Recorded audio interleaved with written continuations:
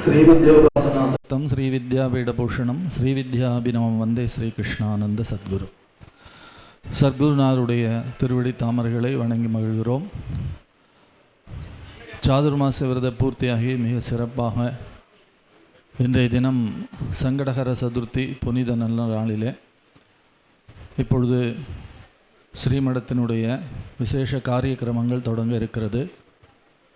ஸ்ரீமடத்திற்கு சாதுர்மாசியத்திலே சேவை செய்தவர்களுக்கு பெரிவா அவர்களுடைய அனுகிரக ஆசீர்வாதமும், அதனைத் தொடர்ந்து நம்முடைய பெருமதிப்பிற்கும் பாராட்டுதலுக்கும் உரிய ஸ்ரீகாரியம் அவர்கள் உரை நிகழ்த்துவார்கள். அதனைத் தொடர்ந்து நமது சத்குருநாதர் அவர்களுடைய அனுகிரக பாஷணமும், அதனைத் தொடர்ந்து எல்லோருக்கும் இன்றைக்கு மங்களாட்சதையும் மந்திராட்சதையும் வழங்கப்பெறும். அனைவரும் அமைதியாக இருந்து தொடர்ந்து நடைபெறும் காரியக்கிரமங்களிலே பங்கு பெறுமாறு அன்போடு கேட்டுக்கொள்கிறோம். ஸ்ரீ குருப்யோ நமஹ.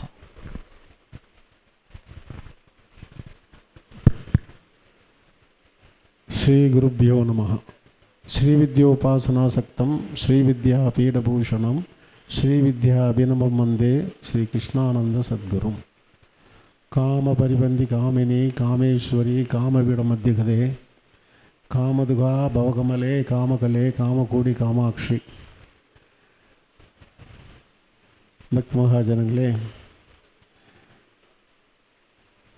நம்ம பெரியவா சகடபுரத்திலிருந்து கிளம்பி இங்கே சென்னை வந்து இங்கே சாதுர்மாசி விரத சங்கல்பத்தை கைக்கொள்ள வேண்டும் என்று நீங்கள்லாம் பிரார்த்தித்தீர்கள்.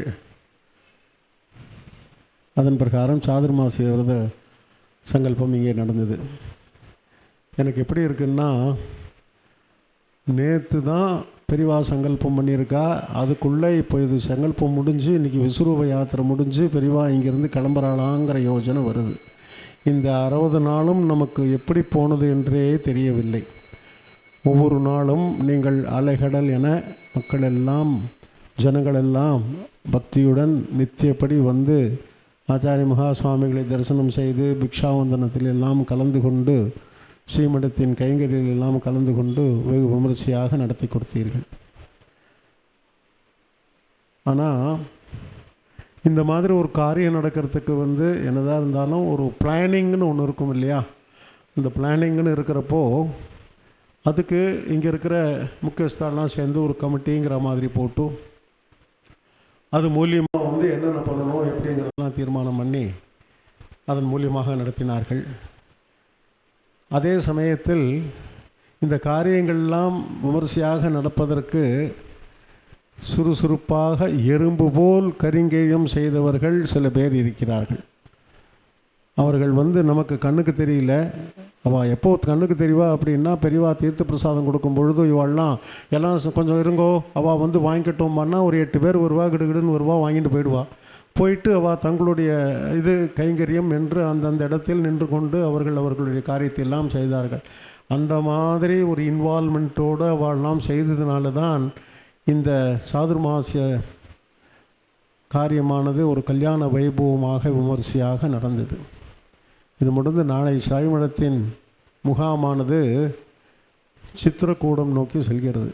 அதாவது அங்கே பெரிவாளின் திருக்கரங்களினால் எழுப்பப்பட்டிருக்கும் சங்கடஹர ஸ்ரீ மங்களமாருதி பகவானின் அவனுடைய ஆக்கிரதைக்கு தகுந்த மாதிரி ஒரு பிளான் பண்ணி 108 அடியில் ஒரு ராஜகோபுரத்தை நிர்மாணிக்க வேண்டும் என்று பெரியவா அவருடைய உத்தரவை கொடுத்த பிரகாரம் அதையெல்லாம் நீங்கள் எல்லோரும் தலைமையில் எடுத்துக்கொண்டு நம்ம விமர்சையாக நடத்தி கொண்டிருக்கிறோம். அதில் அங்கே அந்த ஃபவுண்டேஷன் என்பது இப்பொழுது வந்திருக்கிறது. அதற்கு மேல் அந்த 32 அடிக்கு கல்லாகாரம், கல்லிலேயே கருப்பு கருங்கல்லிலேயே 32 அடிக்கு அதுக்கு மேலே தான் செங்கல்ல கட்டி 108 அடிக்கு 9 நிலையில் அந்த ராஜகோபுரம் பூர்த்தி ஆகணும். ஒரு ஸ்டெப் முன்னால் மேலே அதுக்கு வந்திருக்கு. அதற்கு நீங்கள் எல்லாம் அதில் விமர்சையாக பங்கு கொண்டு வெகு விமர்சையாக நடத்தி கொடுத்திருக்கிறீர்கள். ஆச்சாரிய மகா சுவாமிகள், நான் பெருமையாக ஒன்று சொல்லுவேன், பெரியவா வந்து சித்திரக்கூடத்தில் தான் சாதுர்மாசியம் வச்சு அங்கே இதுக்கு நடக்கணும் அப்படிங்கிறதப்போ, என்னடா பெரியவா வார்த்தையை மீறி நம்ம இங்கே மெட்ராஸில் சாதுர்மாசியம் நடக்கிறதே, அதில் எதுவும் வந்துடக்கூடாது அப்படின்னா, நீங்கள் சொன்னீர்கள் எங்களுடைய பக்தியில் எந்த குறையும் இருக்காது, அது நடக்கும் என்று சொல்லி பெரியவா சித்திரக்கூடத்தில் இருந்து நடத்தி என்ன பண்ணியிருப்பாரோ அதை நீங்கள் எங்கள் நிச்சயமாக செய்து கொடுத்திருக்கிறீர்கள் என்பதை நான் நிச்சயமாக சொல்லிக் கொடுக்கிறேன். அதே மாதிரி வெகு விமரிசையாக அதற்கும் ஒவ்வொருவரும் ஸ்ரீமிஷன் நடத்தின அத்தனை ஹோமங்களிலும் நீங்கள் எல்லாம் பங்கு கொண்டிருக்கிறீர்கள். அந்த ஹோமத்தின் திரவியங்கள் எல்லாம் ராஜகோபுரத்துக்கு தான் சென்றிருக்கு. அதே மாதிரி ஸ்ரீசூக்த பிரசாதம், வரலட்சுமி பிரசாதம் எல்லாத்துக்கும் நீங்கள் எல்லாத்துக்கும் இந்த தடவை ராஜகோபுரமே பண்ணினதில் இது பண்ணினோம். இப்போ வந்து சுருக்கமாக நம்மெல்லாம் விமரிசையாக காத்துட்டுருக்கிறது எதுக்குன்னா, பெரியவாளுடைய அனுகிரக பாஷணத்துக்கு. அதற்கு முன்னால் இந்த காரியங்கள்லாம் நடந்ததுக்கு வந்து அந்த ஒரு அது என்ன சொல்கிறது, அது நிறைவு விழாங்கிறது வார்த்தை தப்பு. ஏன்னா அது கண்டினியூஸாக நடந்தே இருந்துட்டு போகிறது. இதை செய்தவர்களுக்கு ஸ்ரீமடத்தின் மூலியமாக ஒரு பிரசாதத்தை வழங்க வேண்டும் என்பது ஒரு சம்பிரதாயம். அதில் இந்த சென்னையில் வந்தப்போ, இந்த சென்னைக்கு வந்து நீங்கள் வந்து இதை நடத்தணுங்கிறப்போ ஒரு கமிட்டி போட்டு அது முன்னால் இருந்த வெகு விமர்சையாக நடத்திய ஜெயராமன் அவர்களையும் முதலில் அழைத்து, அவன் ஜெயராமனை இப்போ கௌரவிப்பது என்றால் உங்கள் ஒவ்வொருவரையும் கௌரவிப்பது போல். அதே மாதிரி நிறைய பேசணும் என்ற இதாகிறது. இங்கே ஒரு டீம் மாதிரி வைத்து கொண்டு எறும்பாக உழைத்தேன்னு சொன்னோம் இல்லையா, அதில் நான் சிலதெல்லாம் சொல்லியே ஆகணும், மறக்கக்கூடாது. எங்களுடைய மடத்தின் காரியத்தர்கள் சேவர்கள் இங்கே இருந்து பண்ணினதை வந்து நான் சொல்ல வேண்டியதே இல்லை. அவள் 365 நாளும் பெரியவாளோடு இருந்துட்டு பெரியவாளோட கைங்கரியம் பண்ணிட்டு இருக்கா. அவள் பண்ணுறதுனால தான் பெரியவாளை இங்கே கொண்டு வந்து நான் இருக்க வச்சு இந்த காரியங்களெல்லாம் நடத்த முடிஞ்சுது. அதனால் நான் அவளை வந்து மடம்ங்கிறத வந்து நாங்கள் எங்களோட இதோடு வச்சுன்னுட்டோம். ஆனால் இந்த ஸ்ரீமடம் முகாம் நீங்கள் வந்தப்போ இதில் வந்து பாகவேசியவர்களுக்கு நாங்கள் சொல்லணும் அப்படிங்கிறப்போ, நான் நேற்றே சொன்னேன், இங்கே ஆஃபீஸை பொறுப்பாக பார்த்து கொண்டிருக்கும் ஸ்ரீமடத்தின் மேனேஜர் KN வெங்கடேஸ்வரன் அவர்கள் இந்த வயதிலும் ஒரு பெரிய பொறுப்பை எடுத்துக்கொண்டு அவருடன் சேர்ந்த 10 பேரையும் அழகாக எந்தவித வார்த்தையும் பேசாமல் இருந்து நடத்தி வெகு விமர்சையாக நடத்தி கொடுத்தார். சரி, அவர் வந்து பண்ணின காரியத்தோடு எடுத்துகிட்டு ரெஸ்பான்சிபிலிட்டி இஸ் மோர், அதுதான் முக்கியம். அது ஒரு மடம் இங்கே வந்து தங்குறதுன்னா, முந்தைய முகாம் நடக்கிறதுனா எவ்வளோ காரியம் நடக்கணும். அதில் வந்து இட் டுக் த ரெஸ்பான்சிபிலிட்டி, அது ஒரு விசேஷம். அவர் கூட இருந்த அந்த 7-10 பேர். அதுக்கப்புறம் நான் சொல்லணும்னா, இந்த தடவை எங்களுக்கு மடத்துக்கு வந்து நிறைய பேர் குறுக்க வந்து பக்கத்தில் நான் இருக்கேங்கிறதுக்கு காட்டுறதுக்கு நிறைய பேர் வந்தால், அதில் நான் முக்கியமாக சொல்லணும் அப்படின்னா, அதே மாதிரி இங்கே இருக்கிற காரியக்கிரமங்களை நித்தியம் அவர் நடத்துகிறார் என்பதை வந்து அவருடைய சொல்லாற்றினாலேயே நடத்திய இலக்கிய மேகம் அவர்கள் இங்கே அத்தனை கல்ச்சரல் ப்ரோக்ராமுக்கும் ஒருவராக ஒரு தூணாக இருந்து அதை பூராக நடத்தினார்கள். அவருடைய பாகத்தையும் சொல்ல வேண்டும், ஒருவராக சொல்ல வேண்டும். கமிட்டியில் நான் வந்து சொல்லலை, எல்லாரையும் சொல்லலை. ஒரு பானை சோற்றுக்கு ஒரு சோறு பதம்ங்கிற மாதிரி ஜெயராமன் சொல்லியாச்சுன்னா அதில் இருக்கிற எல்லா கமிட்டி மெம்பர்ஸும் அதில் இன்வால்வ்டுங்கிற மாதிரி. கௌதம்னு ஒரு பையன், அந்த மாதிரி பையன்கள் வந்து அவனை தசாவதாரம் எடுக்க சொல்லி 10 பேராக நின்று அந்த மாதிரி நிற்க வைக்கணுங்கிற மாதிரி ரொம்ப இந்த மாதிரியெல்லாம் ஒரு கைங்கரியத்தில் வந்து அவள் பண்ணுறது.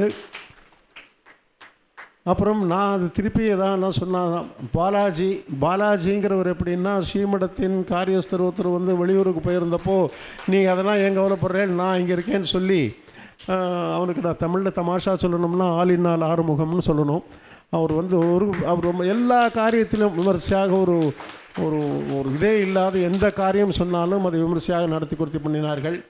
அதே மாதிரி கமிட்டி மெம்பர் ஹரிஹரனின் பையன் அர்ஜுனன், இன்னும் கொஞ்சம் வந்து அர்ஜுனன் வந்து அந்த கூச்சத்தோடு இல்லாத இன்னும் கொஞ்சம் முன்னால் வந்து கைங்கரியங்கள்லாம் பண்ணணும்.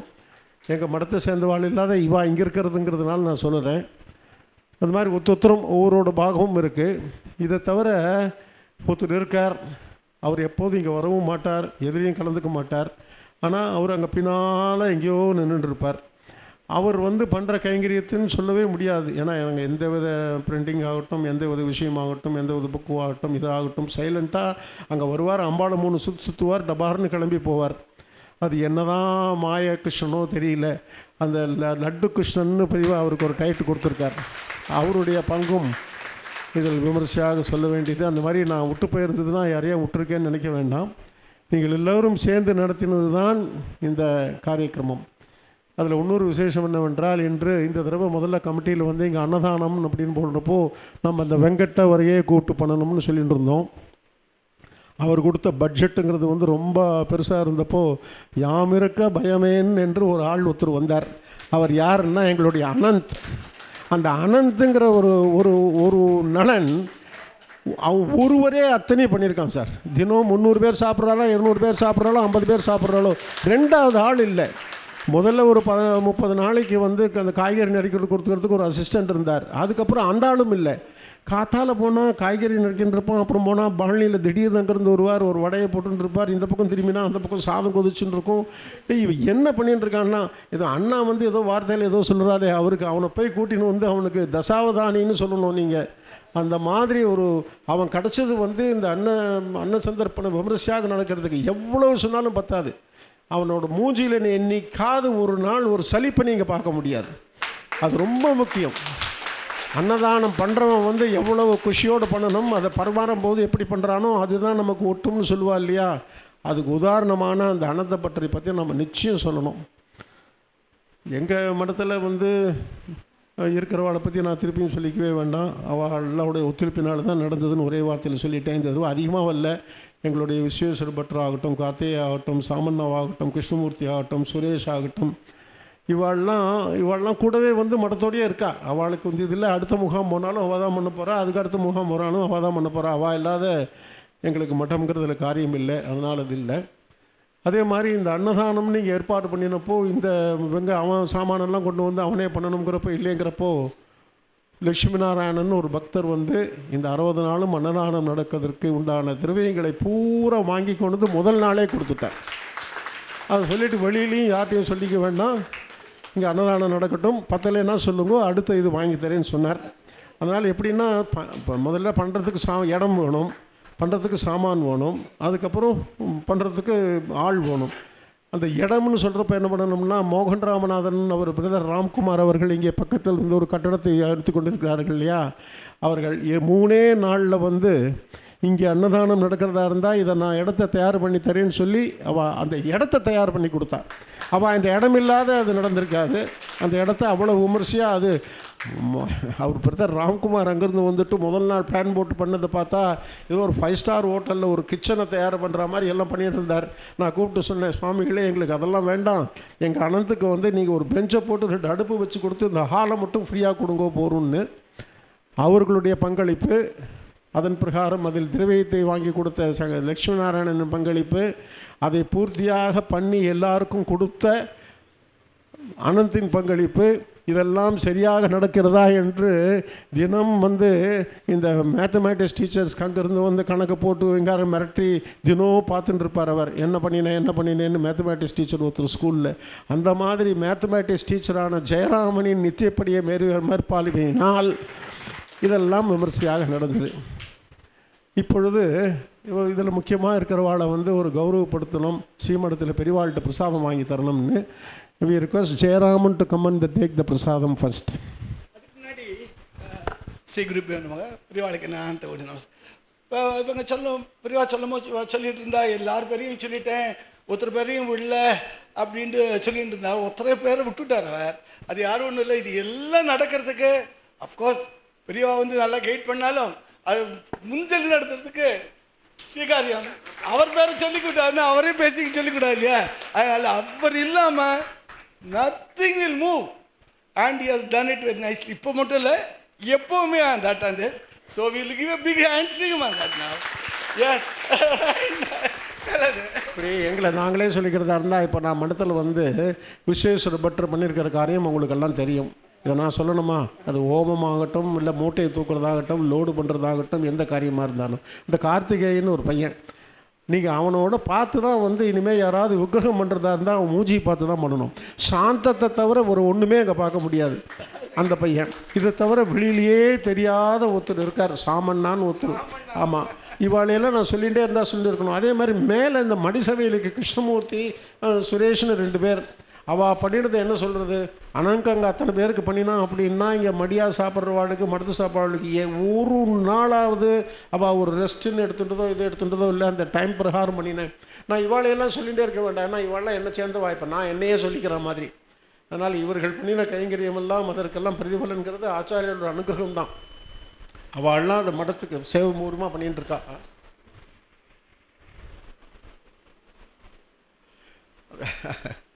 அதாவது அடுத்தது சொல்லணுங்கிறான், சீர்காரியம் வந்து பேசிகிட்டே இருக்கார், அவர் வலது கையை அவர் மறந்து விட்டார்னு சொல்கிறான். என்னோடய வலது கை மட்டும் இல்லை, இரண்டு கையும் யார் அப்படின்னா அங்கே ஒரு கவுண்டரில் மோகன் ஒருத்தர் உட்கார்ந்துட்டு இருக்கார் இல்லையா. ஆமாம். ஆனால் அவருடைய பங்களிப்பு சொல்லவே முடியாது. எனக்கு ஒரு பெரிய ரிலீஃப், மடத்தோட கம்ப்ளீட் ஆல் ரெக்கார்ட்ஸ் இன் ஃபிங்கர் ட்ரிப்ஸில் அவ்வளோ பத்திரமாக அவ்வளோ அழகாக ஒன் மேனாக வச்சுட்டுருக்கார். பக்கத்தில் ராமஸ்ரீயர் வந்து அவருக்கு ஒரு டைட்டில் கொடுக்கணுன்னு இருக்கேன், அது பிக்ஷாவந்தன ராமகிருஷ்ணயர்னு கொடுக்கணுன்னு இருக்கேன். இந்த வயசுலேயும் அவர் உட்காந்துட்டு அந்த ஒவ்வொரு பிக்ஷாவந்தனத்தையும் அந்த இதெல்லாம் நான் என்னத்துக்கு சொல்லணும், அவள்லாம் மடம் எங்களுதுன்னு இது பண்ணுறா. ஆனால் மோகன் பண்ணுறதுல நான் ரொம்ப பெருமையாக மோகன் தான் பண்ணுறான்னு நினச்சிட்டு இருந்தேன். எப்படி வெங்கடேஸ்வரனோட சம்சாரம் இங்கே பூஜா விதானத்தில் வந்து அங்கே இருக்கிறவாளுக்கெல்லாம் அந்த பாட்டு சொல்லி கொடுத்து ஒரு டீம் மாதிரி பண்ணி எல்லாத்தையும் நடத்துகிறாலும், அதே மாதிரி மோகன் அவர்களின் தர்மபத்தினி லலிதா அவர்களின் பங்களிப்பு மிக மிக மிக அதிகம். இந்த தடவை ஸ்ரீகாரியம் வந்து இங்கே இந்த ஹோமங்கள் ஆகட்டும், இந்த ஸ்ரீவித்யா சுவாசினி பிரசாதம்னு சொல்லி கொடுத்தோமே, ஒரு 50 புக்கு கொடுத்துருக்கோம் சார். 1000 ரூபா புக்கு, ஒரு புக்கில் 50, அந்த மாதிரி 50 புக்கு கொடுத்துருக்கோம். அண்ணே அத்தனைக்கும் பக்காவாக அவளோட நேமு, அட்ரஸ்ஸு, ஃபோன் நம்பர், ஏன்னா எனக்கு எல்லாத்துக்கும் வேணுமே பேன் நம்பர்னு, என்ன பக்காவாக மெயின்டைன் பண்ணி இது பண்ணார். அப்போ தான் நினச்சேன், சரி மோகனுக்கு மட்டும் நம்ம சொல்லின்னு தான் பிரயோஜனம் இல்லை, அவருக்கு ஒரு வலது கை இருக்கா அப்படிங்கிறது அப்போ தான் தெரிய வந்தது. அவளுடைய பங்களிப்பு இப்படி சொன்னால் எல்லாரையும் பண்ணணும். மடத்தில் வந்து நான் முருகன், விட்டல், சசிபூஷன் அவளையெல்லாம் மறக்கவே முடியாது. இதை தவிர ஒன்றுன்னு சொல்கிறேன் கேளுங்க. இங்கே வந்து சிப்பாய்களாக உழைத்ததில் பழனியுடன் இங்கே வேலை செய்யும் ஒரு 4-5 தாய்மார்கள், அவர்கள் வந்து இந்த இதை வந்து காலையிலையும் மாலையிலையும் பெருக்கிறது, இந்த நெய்வேத்திய பாத்திரத்தெல்லாம் அலம்புறதெல்லாம் பார்த்தா நான் மலைச்சு போயிடுவேன். ஐயோ இவ்வளோ பெரிய இதை ராத்திரி இத்தனை நேரமானாலும் இது பண்ணி பண்ணுறாளே அப்படின்னு. அவளுடைய பங்களிப்பு, அதே மாதிரி எல்லாருடைய பங்களிப்பு இதில் இருக்குது. இருந்தாலும் இந்த 60 நாளும் ஒரு மடத்தில் ஒரு நாள், இது சாதுர்மாசியம்ங்கிறது ஒரு நாள் கல்யாணம் இல்லை,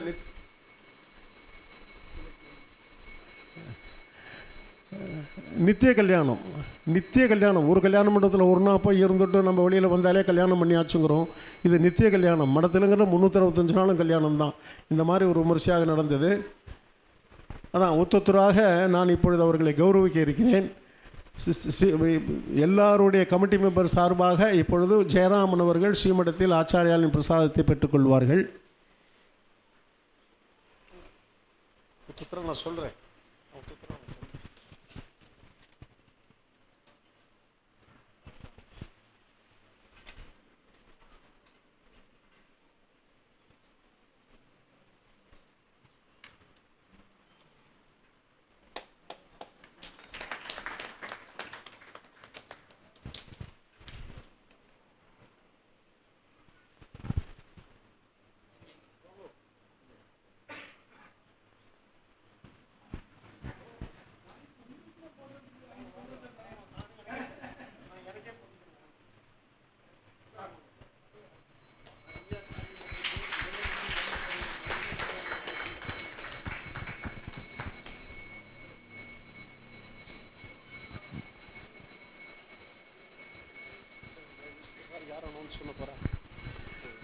அதாவது இலக்கிய மேகம் அப்படின்னு சொல்கிறார். இலக்கிய மேகத்தின் பங்கு இங்கே வந்து கைங்கரி பண்ணினதை தவிர இல்லை. ஸ்ரீமடத்தின், நான் தான் ஏற்கனவே சொன்னேன் இல்லையா, ஸ்ரீமடத்தின் புகழ் 8 திக்கும் பரவட்டும் என்பதற்கு அவர் அந்த ஸ்ரீவித்யாங்கிற பத்திரிகையை வச்சு நடத்திட்டு அது மூலிமா பண்ணுறதை தவிர நான் அவரை பற்றி என்ன சொல்கிறது. தினம் காலையில் எனக்கு சுப்பிரபாதம் எழுதி நான் படித்து எழுவதற்கு பயில்பவர் அவர் தான். நித்தியப்படி ஸ்ரீமடத்தில் பெரிவாளை பற்றி ஒரு பாடல் எழுதி அதை வாட்ஸ்அப்பில் அனுப்பி நித்தியப்படி ஒரு சுப்பிரபாதம் எழுதி கொண்டிருக்கும் ஒரு பக்தர். இவர்களெல்லாம் மடத்தோடு சேர்ந்தவர்கள். அவரை பண்ணுறதை நான் சொல்கிறதா இருந்ததுன்னா எனக்கு அவரை போல் அதிகம் படித்து அந்த இதில் நிறைய விமர்சையாக சொல்வதற்கெல்லாம் தெரியல. ஒன்று சொல்கிறேன், ஸ்ரீமடத்தில் ஆச்சாரியாளுக்கும் ஸ்ரீமடத்தில் இருக்கிற எல்லா பக்தர்களுக்காகவும் ஒரு விசேஷமான சுப்பிரபாதத்தை எழுதி கொண்டிருக்கும் இலக்கிய மேகம் சீனிவாசன் அவர்களையும் கௌரவிப்பதிருக்கிறோம். அடுத்ததாக ஆரம்பிச்சிடலாமா? கேன் வெங்கடேஸ்வரன் அவங்க. ஜெயராமன்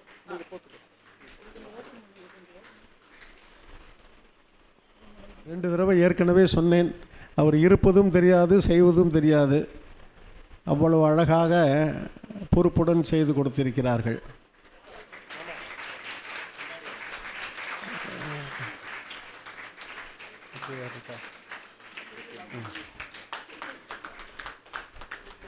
இலக்கிய மேகம் சீனிவாசன் அவர்கள். இந்தப்பா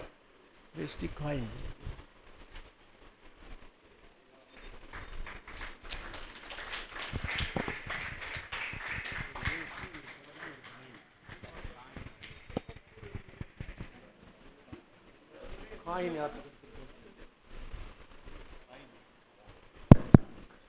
மோகன் காயின்.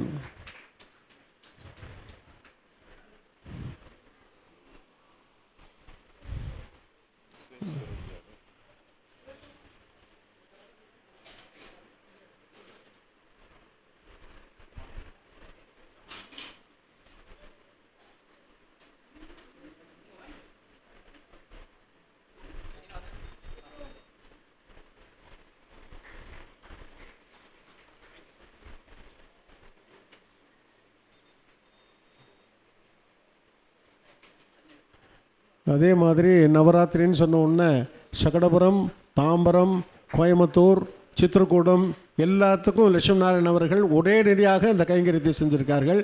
இன்றைக்கி புரட்டாசி சனிக்கிழமை அனுமானுக்கு விசேஷ அலங்காரத்துக்கும் அதுக்கும் இன்றைக்கி அவள் கொடுத்துருக்கா.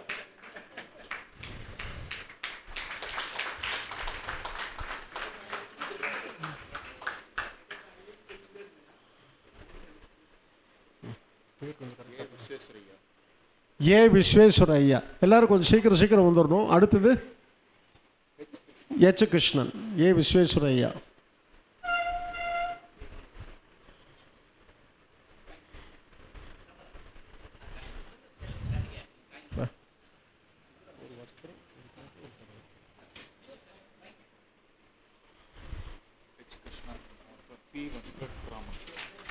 எச் கிருஷ்ணன், பி வெங்கட்ராமன்,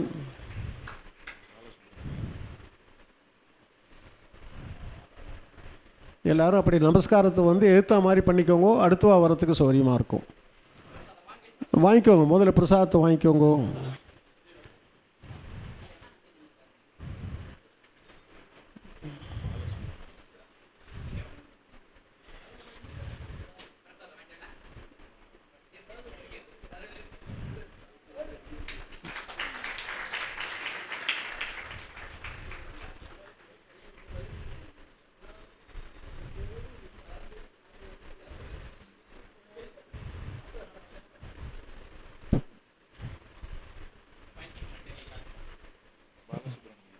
பாலசுப்ரமணியம்,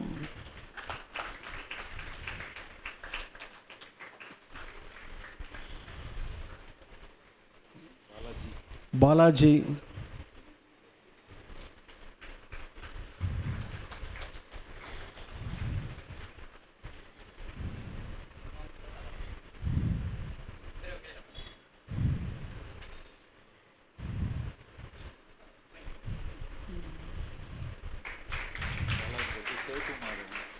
சேது மாதவன்,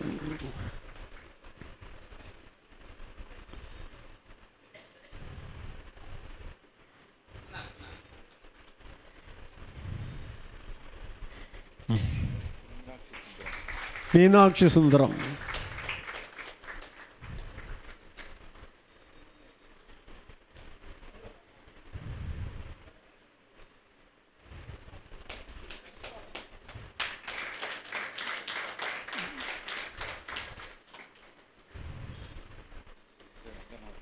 ரங்கநாதன்,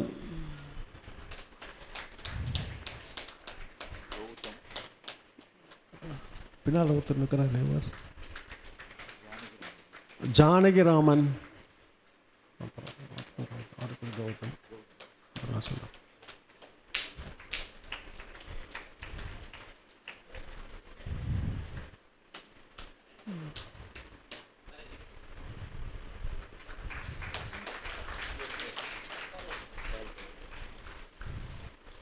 யார் கௌதம் எடுத்து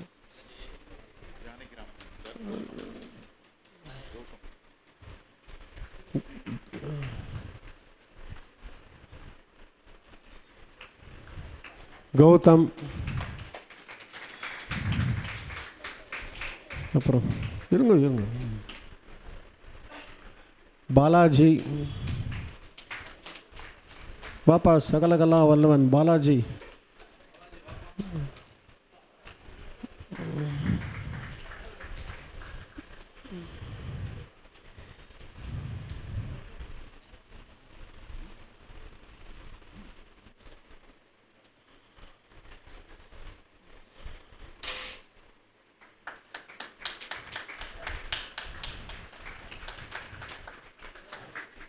லட்டு கிருஷ்ணன்.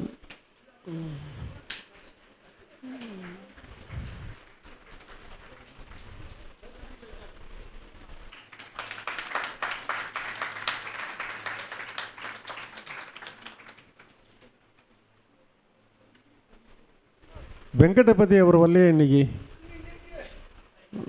வெங்கடபதி மாமி வந்திருக்கா? வாங்கோ வாங்க. அப்படி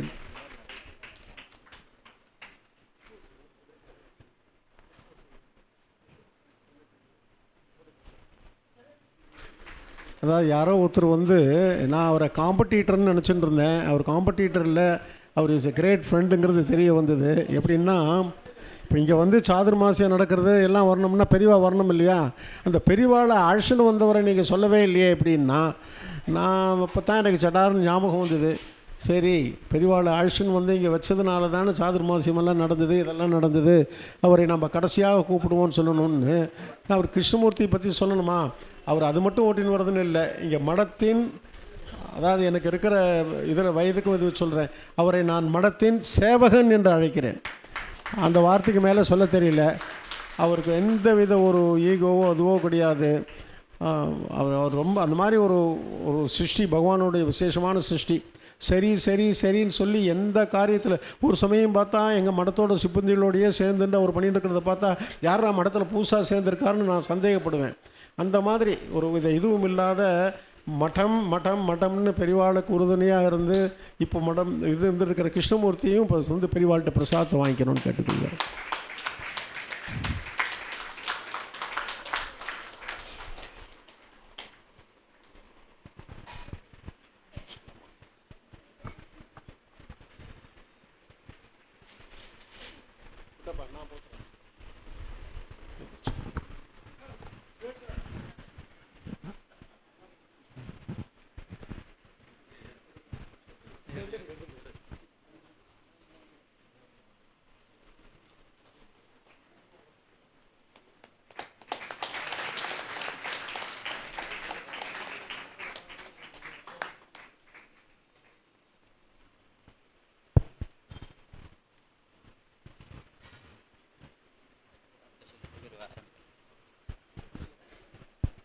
ஸ்ரீ குருபியோ நமஹ. இப்பொழுது நாம் அவளோடு எதிர்பார்த்து கொண்டிருக்கக்கூடிய நமது ஸ்ரீ ஸ்ரீ ஆச்சாரிய மகாஸ்வாமிகளுடைய அனுகிரக பாஷணம். ஸ்ரீ குருபியோ நமஹ.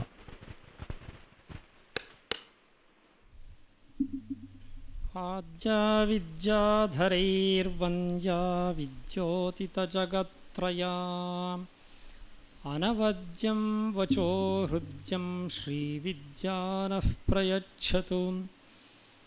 ஆத்யசங்கரசம்பந்த்யா ஹ்ருத்யா சத்யः ஃபலோதயா வித்யா வித்யோதமானாத்யா ஸ்ரீவித்யா பாது மாம் சதா. வசுதேவசுதம் தேவம் கம்சசாணூரமர்தனம் தேவகீ பரமானந்தம் கிருஷ்ணம் வந்தே ஜகத்குரும். ஸ்ருதிஸ்மிருதிபுராணானாம் ஆலயம் கருணாலயம் நமாமி பகவத்பாதம் சங்கரம் லோகசங்கரம். தாம்பரம் ஸ்ரீமட்டத்தை பார்த்துட்டு வெங்கடேஸ்வரனுடைய சம்சாரம் ஸ்ரீமதி கீதா பல வருஷம் முதல்ல சகடபுரம் வந்திருந்தாள். அவள் ஏன் வந்திருந்தான்னு கேட்டால் விசேஷமாக தரிசனம் பண்ணுறதுக்கே. அவள் வந்தபோது சௌக்கியமான்றல கேட்டால் ஏதோ பச்சை குழந்தை மாதிரி பேசிகிட்டு இருந்தாள். ஏன் கேட்டால் அப்போ தான் புதுசாக பல் போட்டுட்டு இருந்தாள்.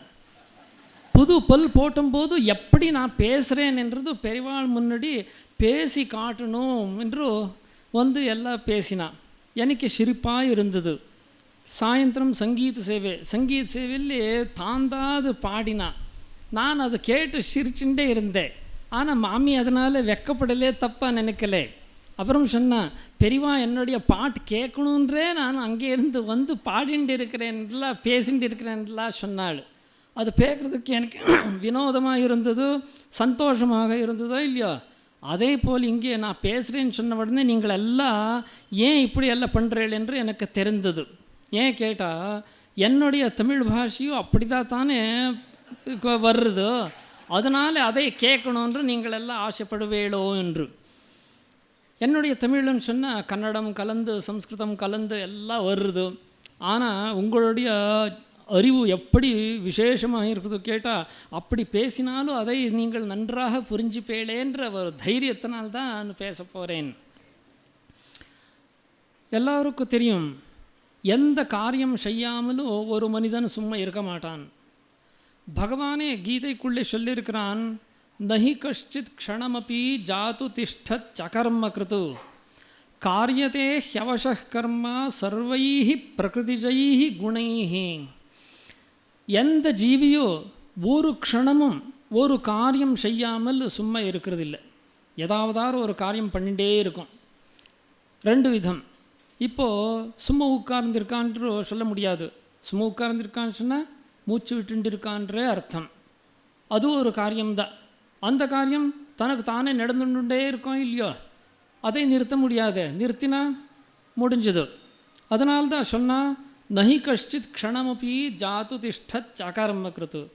இன்னும் சச்சேதனமாக இருந்து விவகாரமெல்லாம் பார்த்துட்டு இருந்தாலும் அவள் சும்மா இருக்கிறான்னு சொல்ல முடியாது. அவளுடைய குணஸ்வபாவம் சாரமாக அவள் காரியங்களை பண்ணிகிட்டே இருப்பார் என்று அர்த்தம். காரியங்கள் ரெண்டு விதமாக இருக்கிறது. ஒன்று நல்ல காரியம், இன்னது கெடுதல். இந்த துஷ்ட காரியம் சத்காரியம் என்றது எப்பவும் தனக்கு தானே நடந்துட்டு இருக்கும். இல்லை உத்தேசபூர்வமாக சில பேர் துஷ்ட காரியமே பண்ணுவார், சில பேர் சத்காரியமே பண்ணிட்டு இருப்பார் அவருடைய சுபாவானுசாரமாக. இதுக்கெல்லாம் பலன் இருக்கிறதோ தண்டனை இருக்கிறதோ கேட்டால் நிச்சயமாக இருக்கிறது. அதையே விஷயம் எப்படி இருக்கிறதோ கேட்டால் அவன் பண்ணின பாவம் புண்ணியம் ரொம்ப பயங்கரமாக இருந்தது, ரொம்ப உத்கட்டமாக இருந்ததுன்னு சொன்னால் அதுக்கு தண்டனைகள் எல்லாம் என்ன பெரிய பெரிய தண்டனையெல்லாம் கிடைக்கிறது. அதுக்காகவே நரகலோகம் இருக்கிறது, நரகத்தில் பலவிதமான தண்டனைகள் இருக்கிறது என்றெல்லாம் நமக்கு புராணங்களெல்லாம் சொல்லி தெரியும். ஆனால் அவர் மகான் சொல்கிறார், திரிபிர்வர்ஷைஸ் திரிபிர்மாசைஹி திரிபிர் பக்ஷைஸ் திரிபிர்தினைஹி. 3 வருஷமோ இல்லை 3 மாதமோ அல்லது 3 பட்சமோ 3 நாளோ ஏதோ இருக்கட்டும், அவன் பண்ணின பாவம் ரொம்ப தீவிரமானதுன்னு சொன்னால் அச்சுத்கடைஹி புண்ணிய பாபைஹி, ரொம்ப உக்ரமான பாவங்கள் பண்ணியிருந்தால் நரக்கத்துக்கு போய் அங்கே தண்டனை அனுபவிக்கவே வேண்டாமா. இஹை பலமஷ்ணுதே, இங்கேயே அவனுக்கு தண்டனை பலன் கிடைக்கிறது என்று சொல்லுவார். அதை பல பெரிய பெரிய துஷ்டங்களை பற்றி பார்த்தா தெரியுது. அவருடைய பாவம் புண்ணியம் அதிகமாகி அது உக்ரமாக இருந்ததுன்னு சொன்னால் தண்டனை அங்கேயே கிடைக்கிறது. நாங்கள் பார்க்குறோம், துரியோதன துஷாசனாதிகளை பார்க்குறோம், ராவண கும்பகர்ணாதிகளை பார்க்குறோம். பெரிய பாவம் பண்ணி கடைசி இங்கே தான் தண்டனை அனுபவிக்கிறார். அதனால்தான் இங்கே தான் பலம் அனுபவிக்கிறார், உத்கட்டமாக இருந்ததான்னு சொல்லுவார். இன்னும் நல்ல காரியம் பண்ணாலும் சரி கெடுதல் பண்ணாலும் சரி அதுக்கு பலன் என்றது நிச்சயமாக இருக்கிறது. அப்படின்னு சொல்லி அதை அனுபவிக்காமல் சும்மா இருக்கவும் முடியாது. ஏன் கேட்டால் அவசியம் அனுபோக்தவியம் கிருதம் கர்ம சுபாசுபம் மனிதன் நல்ல காரியமோ இல்லை கெட்ட காரியமோ பண்ணியிருந்தா அதுக்கேன்று பலன் கிடைக்கிறது இல்லையா, அதை அவசியம் அனுபவிச்சு தான் ஆகணும். ஏன் கேட்டால் கர்மபலம் என்றது சும்மா உட்கார்ந்த உடனே க்ஷீணமாகிறது இல்லை. அது எப்படி க்ஷீணமாகும் கேட்டால் நாபுக்தம் க்ஷீயத்தே கர்மா, அதை அனுபவிக்காமல் கர்மபலம் என்றது குறைவே குறையாது. அது குறையணும்னு சொன்னால் அதை அனுபவிச்சு தான் ஆகணும். நாபுக்தம் க்ஷீயத்தே கர்மா கல்பகோட்டி சதே இருப்பி, எத்தனையோ கோடி ஜென்மம் எடுத்தாலும் அதை அனுபவிக்காതെ இருந்தால் அந்த பலம் திரும்பி திரும்பி நமக்கு வந்துட்டே இருக்கும். அப்போ கர்ம பாசத்தಲ್ಲಿ பத்தன் ஆயிண்டே இருப்பான் என்று மகான்கள் சொல்லியிருக்கிறார். எல்லாருக்கும் மனிதருக்கும் கஷ்டம் வருது, கஷ்டம் பிராணிகளுக்கும் வருது. மனிதனுக்கு வந்தால் அது பெரிய கஷ்டம் என்றெல்லாம் நினைக்கிறார். ஏன் கேட்டால் அதை நினைக்கிற அளவுக்கு அவனுக்கு விவேகம் இருக்கிறது. கஷ்டம் வந்ததுன்னு சொன்னால் அவன் ரொம்ப அழுறான், கதறான், மற்றவருக்கு சொல்லிக்கிறான் எனக்கு இப்படியெல்லாம் கஷ்டம் வந்திருக்குதுன்று. மூக்க பசுகளுக்கு அப்படி கிடையாது. அதனால் மனுஷனுக்கு கஷ்டம் வந்த உடனே அது பெருசியாக தோன்றுறது. கஷ்டம் வந்த உடனே சில பேர் அப்போ தான் முதல் கோயிலுக்கு போகிறார், சுற்றின உடனே அந்த கர்ம விசேஷம் எல்லாம் நிவர்த்தியாகி அவனுக்கு சுகம் கிடைக்கிறதா கேட்டால் கிடைக்கிறது இல்லை. குரு சாது சஜ்ஜன்ரு யதிகளுக்கிட்டே போகிறார். அங்கே போன உடனே அனுகிரகம் பண்ணின உடனே அவனுடைய கர்மசேஷம் எல்லாம் போயிடுமா, போகாது. அவனுக்கு நல்லது ஆகிடுமா, ஆகவே ஆகாது. அவன் வந்துட்டு அனுகிரகம் வேணும், உங்கள் அனுகிரகத்தால் நல்லதாகும்னு சொல்லுவாள். குரு அனுகிரகம் பண்ணினாலோ யதி அனுகிரகம் பண்ணினாலோ அவனு ஏன் நல்ல உடனே சுகத்தை அழிஞ்சுடுவானா கேட்டால் இல்லை. ஏன் கேட்டால் அவனுடைய பாவமோ புண்ணியமோ எப்படி இருக்குதுன்ற முதல் நிர்ணயம் பண்ணணுமே. நீ என்னப்பா பண்ணிட்டு வந்தே, என்ன கஷ்டம் இருக்குதுன்னு வீட்டில் ஒரே கஷ்டமாக இருக்குதோ, அந்த கஷ்டம் இந்த கஷ்டம் என்ன பண்ணிட்டு இருக்க, யாரும் ஏதாவது வேலை சொன்னால் பண்ணிட்டு வர, இப்பவும் வேலை முடிச்சுட்டு வர்றதுக்கே நேரமாச்சு, என்னாச்சப்பா. அவள் வீட்டிலே வாடகை இருந்தவனு விட்டு கொடுக்க மாட்டேன்னு சொல்லியிருந்தானா, எஜமானரு எனக்கு பார்க்க சொன்னார், போய் அவனை வாதிச்சு வழியில் போட்டுட்டு தள்ளிட்டு வர்றதுக்கு இவ்வளோ நேரமாச்சு.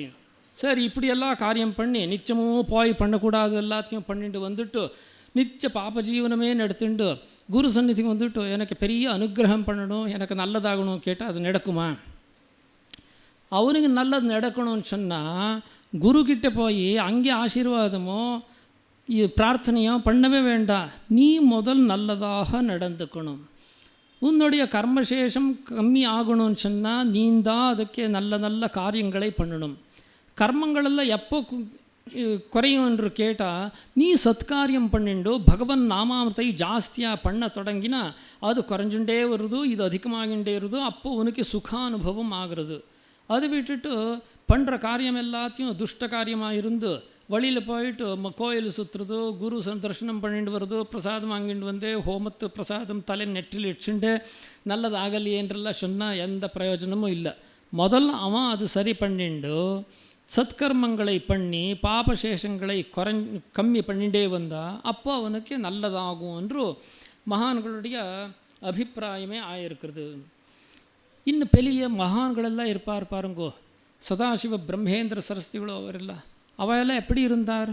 அவதூதர் போல் அவரே சாட்சாத் எல்லா இடத்துலும் இந்த உலகத்தின் ஞானமே இல்லாமல் அலைஞ்சுட்டு இருந்தார்.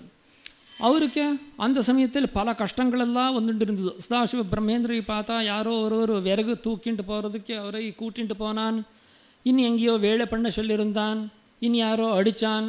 இப்படி தான் நாங்கள் ஒரு சரித்திரத்தில் பார்க்குறோம். ஆனால் அந்த மாதிரி வேலை வாங்கினவருக்கு ஏதாவதாரு சொன்னாரா கேட்டால் இல்லை. அவனை திட்டினாரா கேட்டால் இல்லை. அடித்தா அவனுக்கு திரும்பி அடித்தாரா திட்டினாரா கேட்டால் எதையும் பண்ணவும் இல்லை. ஆனால் அவர் ஏன் சும்மா இருந்தார் கேட்டால் அவருக்கு இந்த உலக ஞானமே கிடையாது. அந்த பிராரப்த கர்மானுசாரமாக அவருக்கு வந்த தண்டனை இதெல்லாம் அந்த தேகத்துக்கு தான் வந்தது. தேக ஞானமே இல்லாததுனால அந்த தண்டனையை துக்கமாக எடுத்துட்டு அனுபவிக்கவும் இல்லை, அதனால் வருத்தப்படவும் இல்லை. ஆனால் மகான்களுக்கு அபச்சாரம் பண்ணினா அது என்ன ஆகும் கேட்டால் யார் பண்ணினாரோ அவருக்கு தான் போகிறது. சதாசிவ பிரம்மேந்திரருக்கு யார் அபச்சாரம் பண்ணினாரோ அவளுக்கெல்லாம் அதே மாதிரி தான் தண்டனை வந்தது. புல் தூக்கிண்டு வீட்டுக்கு அவரை கூட்டிகிட்டு போனாரோ இல்லையா, அவர் கையில் இருந்த புல் அப்படியே இருந்ததோ, அந்த புல்லை அங்கே வீழ்த்தின உடனே அந்த புல் அங்கே இந்த ராசி போட்டிருந்தார் அதுக்கே நெருப்பு பிடிச்சுட்டு போயிடுத்தோ. யாரோ அடித்தா அவன் வீட்டில் யாருக்கோ அடி விழுந்துட்டு இருந்தது. இந்த மாதிரியெல்லாம் ஆகி மகான்களுக்கு பண்ணின அபச்சாரம் என்றது திரும்பி அங்கே வர்றதுன்னு சொல்லுவாரே, அது இவருடைய திருஷ்டாந்தத்தினாலே ஆயிண்டிருந்தது. அதனாலே மகான்களுக்கே தேகத்துக்கு வந்த இந்த மாதிரி கர்ம பலங்களெல்லாம் கவனிக்கவே மாட்டார், அவனுக்கு வந்து போகிறது. ஆனால் இந்த உலகத்து ஞானம் வச்சுட்டு இருக்கிற சாதாரண ஜனங்களுக்கு அது வந்ததுன்னு சொன்னால் கஷ்டப்படுவாரோ இல்லையோ. அதனாலே அந்த கஷ்டம் பட வேண்டான்று இருந்தால் பாப கர்மங்களை குறைக்கணும், சத்கர்மங்களை விருத்தி பண்ணிக்கணும்.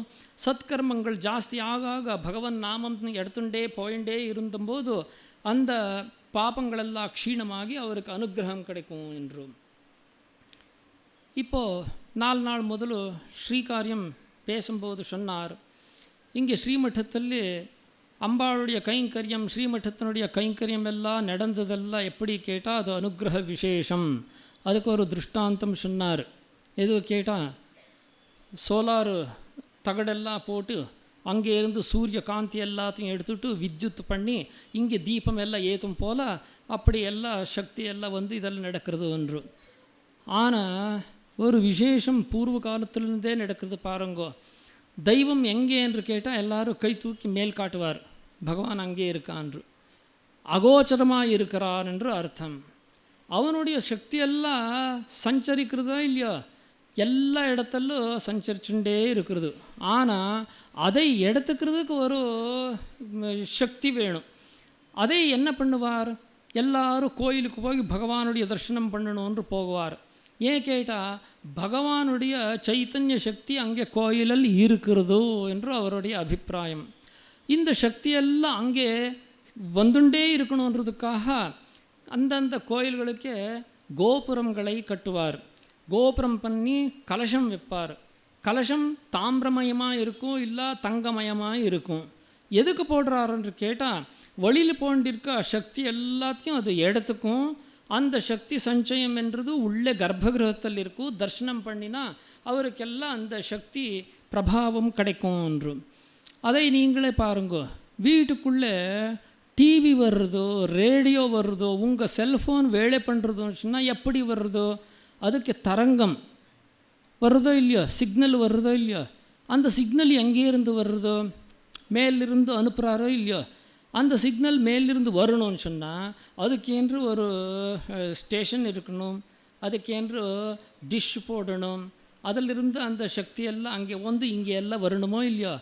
அதை எடுக்கிறதுக்கே ஒரு டிஷ் எல்லாம் போடுறாரோ இல்லையோ. இப்போ எல்லாம் அதை பூர்வ காலத்திலே நம்முடைய ருஷி மகர்ஷிகள் சொல்லி ஆலய நிர்மாணம் பண்ணும்போது இப்படியெல்லாம் கலசஸ்தாபனை பண்ணணும் என்றெல்லாம் சொல்லுவார். அதனால் அந்த சக்தி சஞ்சயம் எல்லாம் ஆயிண்டிருந்தது. அந்த சக்திகளில் 2 விதம் இருக்குது. ஒன்று தெய்வீ சக்தி, இன்னொன்று இப்போ வர்ற ஆசுரி சக்தி என்றதே நினச்சிக்கலாம். ஏன் கேட்டால் நீங்களெல்லாம் அந்த செல் டவர் இருக்குமே, அதற்கு கீழே எல்லாம் வீடு இருந்தால் எல்லாம் பண்ணிட்டு இருந்தால் அவள் அடிக்கடி சொல்லிகிட்டே இருப்பாள், தலை வலிக்கிறதோ அது வலிக்கிறதோ இது வலிக்கிறதுன்று. ஏன் கேட்டால் அந்த தரங்கம் வரும்போது அது அப்படி ஒரு பவர்ஃபுல்லாக இருக்குமா, உடம்பு எல்லாத்தையும் பாதிக்கும். அவளுக்கெல்லாம் தலைவலி வாந்தி இந்த மாதிரி எதேதோ ஆயிண்டே இருக்கிறது. அதெல்லாம் ஆசுரி சக்திகளே நினைக்கணும். ஆனால் நீங்கள் கோயிலுக்கு போனால் தலைவலி வருதுன்னு கேட்டுருக்கிறோம், கேட்டதே கிடையாது. இருந்த தலைவலி கோயிலுக்கு வந்தால் போகிறதுன்று தான் உண்மை. இங்கே வந்துட்டு தலைவலி எல்லாம் இங்கே இருந்து எடுத்துன்னு போகவே முடியாது. ஏன் கேட்டால் இங்கே வர்ற சக்தி எல்லாம் திவ்ய சக்தி. அந்த திவ்ய சக்தி நமக்கு பகவானுடைய சன்னிதானத்திலிருந்து கிடைக்கிறது. அதனால்தான் ஆலயம் சொன்னால் கோபுரம் இருக்கணும், கலசம் இருக்கணும். அந்த பகவானுடைய அனுகிரகம் சக்தியை வாங்கிக்கணும்னு சொன்னால் ஜபம் பண்ணணும், தபஸ் பண்ணணும், தியானம், ஸ்தோத்திர பாட்டம் எல்லாத்தையும் பண்ணணும். முதலெல்லாம் அந்த வாத்தியாரெல்லாம் உட்கார்ந்து கோயில் சுற்றி வேத கோஷம் பண்ணுவார், வேத பாட்டம் பண்ணுவார். அவர் ஏதாவது சொன்னால் அதெல்லாம் பலிச்சுட்டு இருந்தது.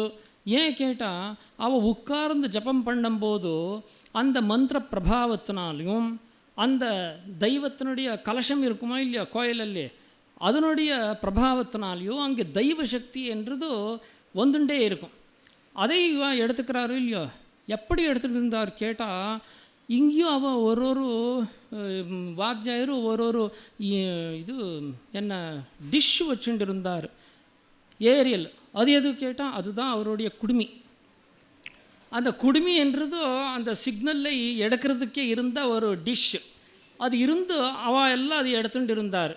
அதெல்லாம் எடுத்துகிட்டு அது பண்ணிட்டு இருந்ததுனால அப்படி பாருங்க, அவருக்கெல்லாம் எந்த மாதிரி மந்திர சக்தியெல்லாம் இருந்தது, ஜப்பம் பண்ணும்போது சக்தியெல்லாம் இருந்ததோ எல்லாத்தையும் பண்ணிட்டு இருந்தார். அவர் சொன்ன எல்லாம் நடந்துட்டு இருந்தது. ஆனால் இப்போது அந்த தெய்வீ சக்தி எடுக்கிறதுக்கு யாரால் முடியும்? ஏன் கேட்டால் குடுமையே இல்லாமல் அந்த சக்தியை எடுத்துக்க முடியுமா? வெளில போய் எனக்கு அதாகலை இதாகலை என்று சொல்கிறார். அந்த தெய்வ சக்தி வேணும்னு சொன்னால் நீங்கள் அந்த ஏரியல் சிக்னல் எல்லாம் வச்சுக்கணுமா இல்லையா? அந்த சிக்னல் வச்சுட்டு தான் அது வரும். அது இன்னும் பொம்மநாட்டிகளெல்லாம் அவருக்கு ஏற்கனவே அந்த எல்லா அந்த ஜடை எல்லாம் இருக்கிறதுனால அவருக்கு எல்லா சிக்னல் எல்லாம் சீக்கிரமாக வருது. உண்மையாக புருஷனை விட அவருக்கு சிக்னல் வருது. ஆனால் என்ன ஆகுறது கேட்டால் ஜடை இப்படி இருக்கிறதுனால எல்லாம் அர்த்தம் கீழே போயிடுது. அந்த சிக்னல் வந்ததை இவாளும் வச்சுக்கணும்னு சொன்னால் அந்த குடுமி மாதிரி கட்டிக்கணும் இல்லையா? அப்படி கட்டிண்டாதான் அது சிக்னல் தெய்வீ சக்தி எல்லாம் தலைக்குள்ளே இருக்குன்றது. அந்த அபிப்பிராயத்தில் தான் சாருங்க நம்ம மகான்கள் எல்லாம் எப்படி சொல்லி கொடுத்துருக்கிறார். பூ வச்சுக்கணும்னு சொன்னால் இப்படி அதுக்கு பந்தம் பண்ணிக்கணும், புருஷரெல்லாம் குடுமிச்சு கொண்டு இருக்கணும். ஜபம் பண்ணும்போது சிகாம் பத்வா, சிகையை கட்டிண்டு சிகாயை வஷட் என்று சொல்லிண்டு சிகாயை நமஹான்னு சொல்லிண்டு அந்த ஸ்பர்ஷம் பண்ணிட்டு அப்புறம் ஜபம் எல்லாம் பண்ணணும். ஏன் கேட்டால் தெய்வீ சக்தி இங்கே வரணுன்று. தெய்வீ சக்தி வர்றதுக்கும் அதுதான் காரணம், தெய்வீ சக்தி கீழே போகிறதுக்கும் அதுதான் காரணம். அதனால் அந்த ஏரியல் சிக்னலை எல்லோரும் நல்லா வச்சுக்கணுன்று. ஆனால் சில தாய்மார்களுக்கெல்லாம் மனசுக்கு கஷ்டமாகலை. ஏன் கேட்டால் புருஷருக்கு சிக்னல் கட்டி வச்சுட்டுடுவா, அதனால் சக்தி இருக்குன்னு சொல்கிறா. நமக்கு எல்லாம் கீழே இருக்கிறதுனால ஆகிடுறதோ அர்த்திங் ப்ராப்ளம் இருக்கிறதுன்றெல்லாம் சொல்லுவார் என்று. ஆனால் அவரை விட நீங்கள் தான் ரொம்ப வசதி. ஏன் கேட்டால் அவருக்கு சக்தி வந்ததுன்னு சொன்னால் புருஷர்களுக்கெல்லாம் என்ன சொல்லுவார்? சக்திமான் என்று சொல்லுவார். உங்களுக்கு ஏன் சக்தி வரணும்? நீங்களே ஒரு சக்தி. அதுதான் ஆதி பராசக்தின்னு சொல்கிறோமோ இல்லையோ. அதனால் உங்களுக்கு அப்படி இருந்தாலும் எந்த பிரச்சனையும் இல்லை. அது ஏன் ஜாஸ்தி போகிறது கேட்டால் அது ரொம்ப ஜாஸ்தி இருந்ததுன்னு சொன்னால் மற்றவருக்கெல்லாம் தலைவலி. உங்ககிட்ட இருக்கிற சக்தியே மற்றவரால் தாங்கிக்க முடியறதில்ல. இன்னும் அபார சக்தி வந்ததுன்னு சொன்னால் அதனால தான் அப்படியெல்லாம் இருக்கும்ன்றோ நினைக்கலாம். ஆனால் இது சக்தியெல்லாம் கிரகணம் பண்ணிக்கிறதுக்கே இது ஒரு காரணம் என்றது தெரிந்துடுத்து. இங்கே ஸ்ரீமಠத்திலே என்ன ஆகின்றது கேட்டால் நாங்களும் ஒருவரை பார்த்து இவர் நல்ல உத்தமமாக ஸ்ரீமಠத்து கைங்கரியத்தை பார்ப்பார், இவர் ஸ்ரீமಠத்து விவகாரம் எல்லாத்தையும் கவனிப்பார் என்று அவருக்கு பொறுப்பெல்லாம் கொடுத்துட்டு நாங்கள் நிச்சயந்தமாக இருக்கிறோமோ இல்லையோ. ஸ்ரீமಠம் இப்படியெல்லாம் நடக்கிறதுக்கு காரணம் என்ன கேட்டால் பண்ணுறவருடைய பாவனை, ஸ்ரத்தை, விஸ்வாசம், நிஷ்டை எல்லாம் ஏகமுகமாக இருந்து அவருடைய பாவனை எல்லாம் சத்துடன் கலந்துண்டு இருந்ததுன்னு சொன்னால் வைபவத்துக்கும் முன்னேற்றத்துக்கும் காரணமாகும். அப்பேற்பட்ட ஒரு ஸ்ரத்தை நிஷ்டை எல்லாத்தையும் நான் பார்த்து ரசித்தது என்று கேட்டால் ஸ்ரீமಠத்தினுடைய ஸ்ரீகாரியமான சந்திரமௌலீஸ்வரன் அவரை பார்த்து. ஏன் கேட்டால் அவர் சேவைகேன்று நின்றுண்டு இந்த கைங்கரியம் பண்ணணுன்று நிற்கும்போது அம்பாளுடைய அனுகிரகம் என்ற சக்தி வருதா இல்லையோ. அந்த சக்தியை வந்ததை எடுத்துக்கிறக்கேன்றே அவர் சிக்னல் இங்கே வச்சுட்டு இருக்கிறார். அது பத்திரமாக அங்கே வச்சுட்டே இருக்கிறதுனாலே அது அங்கே சேர்ந்து அவருக்கு இந்த மாதிரி காரியம் பண்ணுறதுக்கெல்லாம் பலத்தை கொடுத்துட்டே இருக்குதோ, அதனால் பண்ணிகிட்டே இருக்கிறார். அவர் சொல்லும்போது நான் இந்த சிக்னல் பற்றி தான் நினச்சிட்டு இருந்தேன், அந்த சிக்னல் இருக்கிறதுனால பண்ணிட்டு இருக்கிறார்ன்ற அர்த்தத்தை அப்போவே புரிஞ்சுட்டேன். இப்படி ஒரு வைபவமாக பண்ணுறதுக்கே அது ஒரு பரம காரணமாகவே இருக்கிறது. இதே மாதிரி இன்னொரு விசேஷம் நான் சொல்லணும். எப்பவும் நான் தாம்பரத்துக்கு வந்தால் இந்த தாம்பரத்தில் இருக்கிற எல்லாருக்கும் ஏதாவது ஒரு விசேஷத்தை சொல்லிகிட்டே இருப்பேன். அது சொல்லி தான் ஒரு கைங்கரியமாக ஸ்ரீமಠம் இப்படி விருத்தியாச்சு எல்லாம் ஆச்சு. ஸ்ரீக்ஷேத்திர சகடபுரத்திலும் அம்பாள் சந்நிதி இருக்குது, இங்கே இருக்கிறது. இதில் விசேஷம் என்னன்று கேட்டால் இங்கே அம்பாளுடைய சந்நிதி வஜ்ர மகோத்சவமே ஆயிடுத்து. 60 வருஷத்துக்கு அமிர்த மகோத்சவம் வஜ்ர மகோத்சவம் என்று சொல்கிறார். இப்போது 62 வருஷமாக இங்கே அம்பாளுடைய சந்நிதி இருக்கிறது. சகடபுரத்தில் யந்திர ரூபமாக இருந்ததோ இப்போ தான் அங்கே 20 வருஷம் ஆக போகிறது, பிரதிஷ்டை ஆகி 16 வருஷம் ஆகிறது. இப்படி ஆகிறது.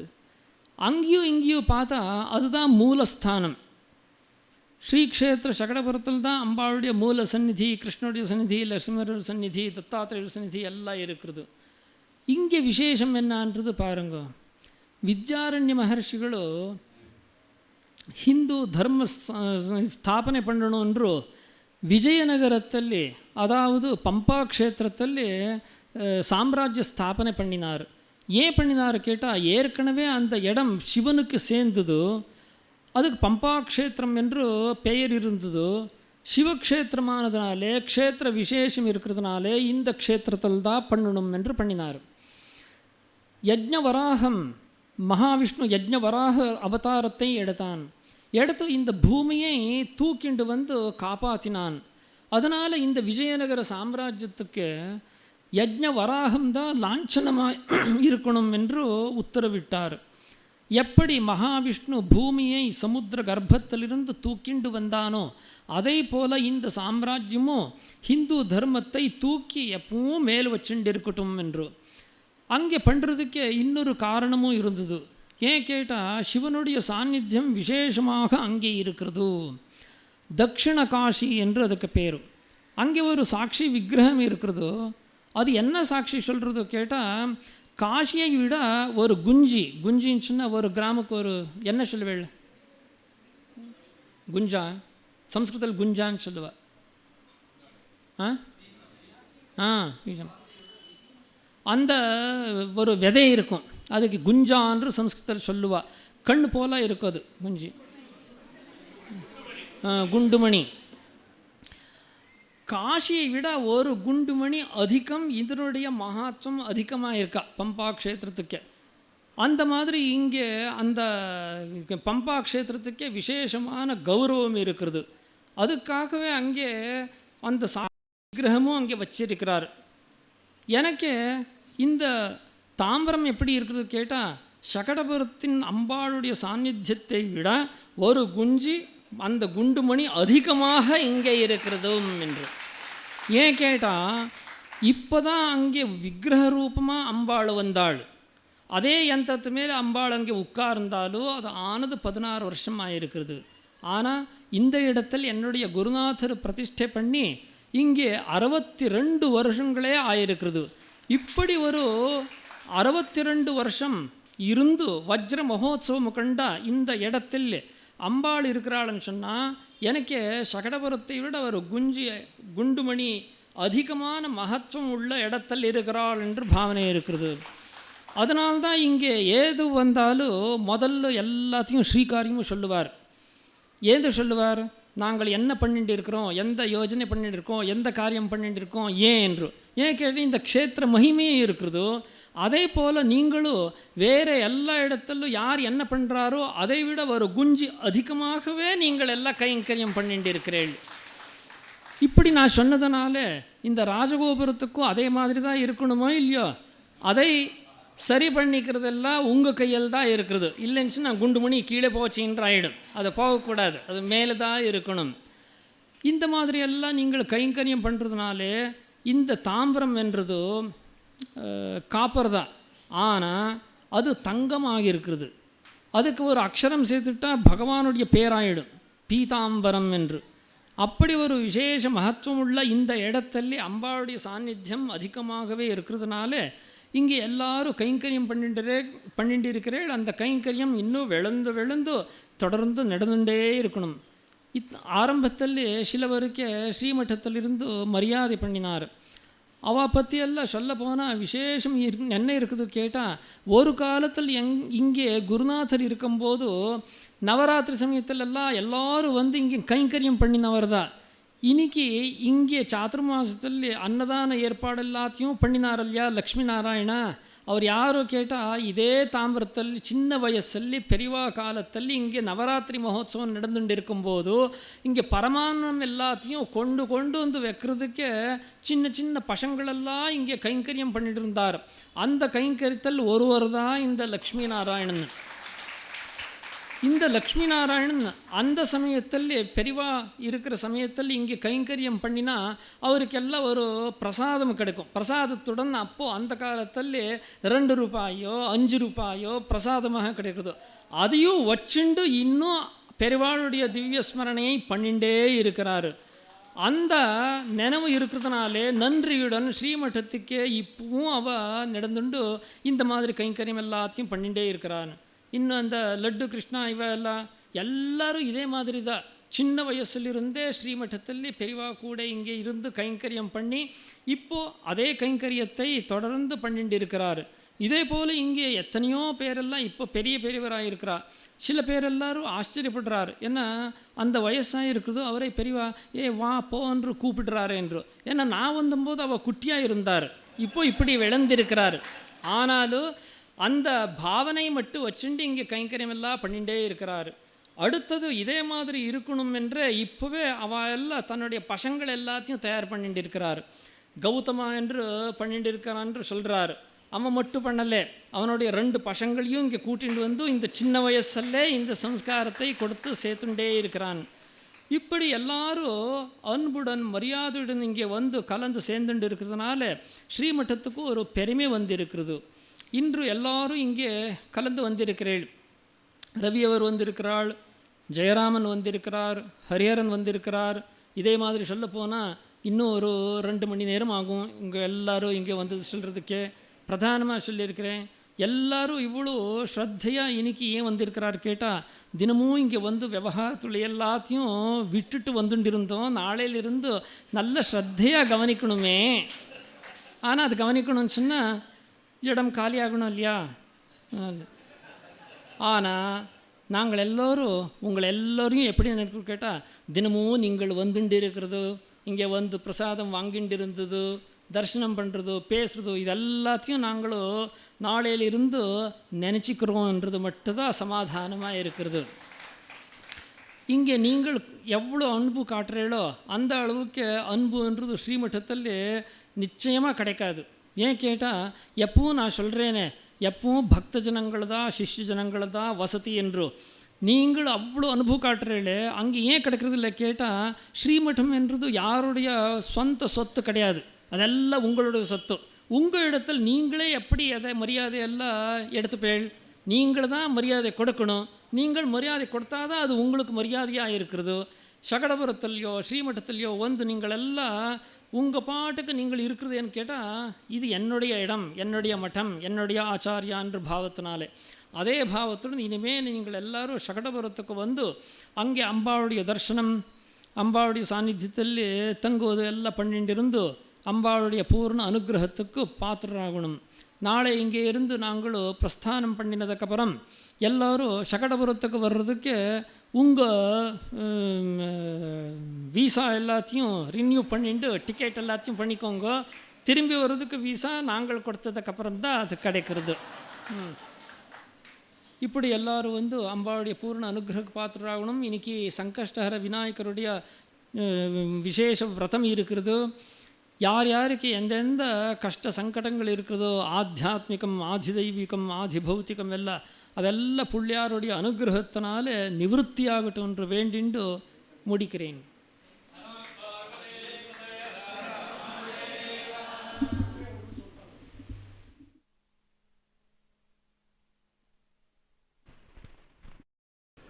ரெண்டு விஷயம்